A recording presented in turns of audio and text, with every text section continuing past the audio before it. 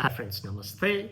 And this evening I've come with a topic, a writing of Sri Aurobindo, quote unquote, what he says as the swifter than mind.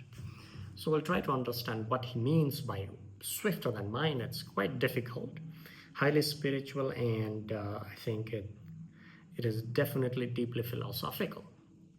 So he starts by saying that the world is a cyclical movement. And this is precisely in Sanskrit, we call it as the samsara. The samsara literal meaning could be that cyclical movement of the world. And this movement of what? Movement of the divine consciousness. So it's not the divine in general terms that we understand in religion, but it is the ultimate reality of the existence or of non-existence. It is all that pervades in and out of the existence. For the moment, let's try to understand that. So the divine consciousness, the movement of the divine consciousness in time and space results in the creation of the world, results in the cyclical movement of the world. That is what Sri Aurobindo says.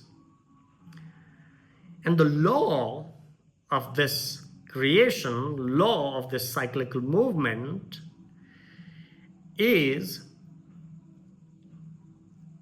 because that it has in itself an object, an objective, and that objective is some kind of progression.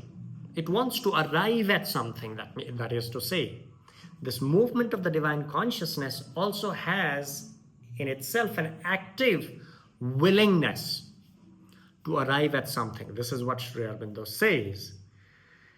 And it goes through these cycles, and its existence is because of the movement.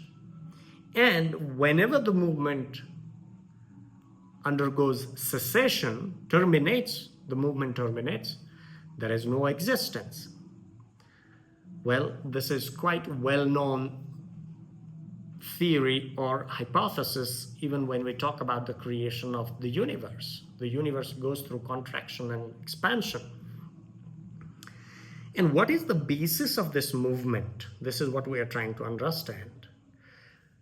Generally, the basis of this movement, as human beings, we think that it is the material that undergoes certain change, and because of the change in the matter, there is this dissolution and evolution of the creation, a becoming and non-becoming.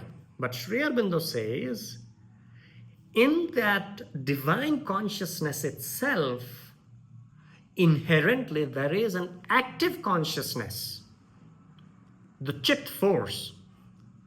Out of those Sat Chit Ananda, it is the Chit force. It is the active consciousness, which, because of by its motion and multiplication, so it has the power, potentiality to multiply, and multiplication because through different principles. You see, the physical laws of the nature itself is within that active consciousness. It can determine its own principles by which it multiplies, which is fantastic, you see. For example, the way we see the world, it comes with an inherent physical laws. And we cannot act against those physical laws, and we have to act according to the nature. But if we take a step back and understand what Sri Aurobindo is trying to say, that there is this active consciousness of the divine consciousness, which has this possibility of forming its own principles through which it multiplies, right? Multiplies and determines its own movements. So it is something it can do by itself. Through it plays its own game, its own nature. It develops its own it unravels by its own principles, which is quite astonishing the way Sri Aurobindo approaches. And I think it becomes very clear in that sense on how the physical laws come about. And there could be some other physical laws in the other universe that also opens up something, something for us. And Sri Aurobindo says, all of these things are real in consciousness, but the divisions, he's saying that the divisions and whatever the appearance of outside, all of these things are real. For example, I'm here, my body is in a way that Sri Aurobindo says that it's real. Or the nature that we see, the world that we play in is real. But it's not the being itself. It is its symbol, right? So I am a symbol of the being, of the divine consciousness, or its active part, which is the active consciousness, the Chit force. So I am not that being, but I am its symbol. And I am its representative, you see? So Sri Aurobindo says, symbols are not something to be discarded, like the Brahma Sat Jagat, Jagat Mithya. So the Jagat is a symbolic representation of that being, but the symbols are tools with which the world can operate. It is not something that is to be discarded. We can get to that. So that's why Sri Aurobindo is of the other opinion. You see, Sri Aurobindo diverges from that concept of, forgetting about the universe, forgetting about the creation, seeing creation as something false.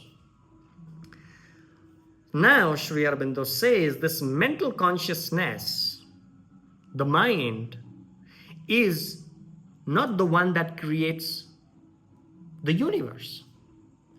Sometimes many philosophers of the East, they have sometimes said that it is the mind that creates the world. It is the mind that creates the universe. But Sri Aurobindo contradicts in a way. It's not really a contradiction. I think he goes beyond and he says that the mental consciousness is not the power with which the universe is created.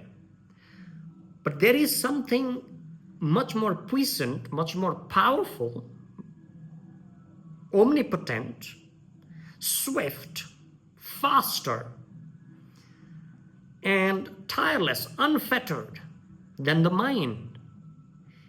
And he calls it the mind of the creation.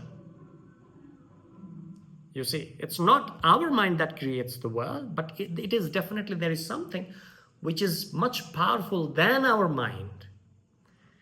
And probably that is what is meant by the mind of the Lord, mind of the God, or mind of the consciousness, of the Brahman, you see. And the way our mind functions, if we look at it very closely, it is the relativity. Our mind functions in relation to something else.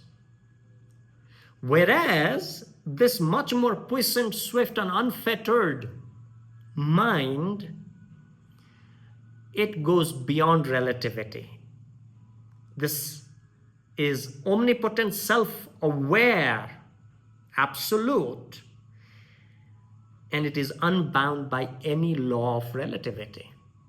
The matter functions according to the law of relativity.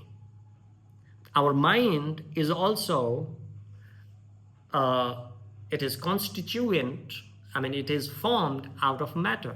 Therefore, it follows the rule of relativity. The whole world that we see is ruled under the principles of relativity. That means there is something in relation to something. It's always about relation. Whereas this absolute, much more puissant that Sri Aurobindo is talking about, much more faster and swift, it is beyond relativity. There's nothing that comes around it. Wow. Fantastic. And Sri Aurobindo says the laws of relativity is applied to only to the creation of the mental consciousness. That is to say, whatever we perceive, the mental consciousness, our mental consciousness perceives, there it follows the laws of relativity, or the principles of relation. But this entity which is swifter than the mind, swifter than our mind, something that is immediate, absolute, functions at singularity. Sri Aurobindo says that therefore the laws do not bind to the Lord of the movement. The Lord of the movement that Sri Aurobindo spoke about, right? So it does not bind him. And Sri Aurobindo says the Lord is free. The Lord is free and unaffected by his own movement. This is an absolutely marvelous sentence. Most of the times in our life, let's look at our life, our own movement is obstructing our own world or our own self, right? It's obstructing. We are being obstructed by our own action. Our actions are always limiting us. No matter how great actions are, probably. It's always limiting us in some way or the other. It's binding us. It is chaining us. But the way of the working of the Lord is entirely different. The Lord works, the Lord moves without being affected by its own movement.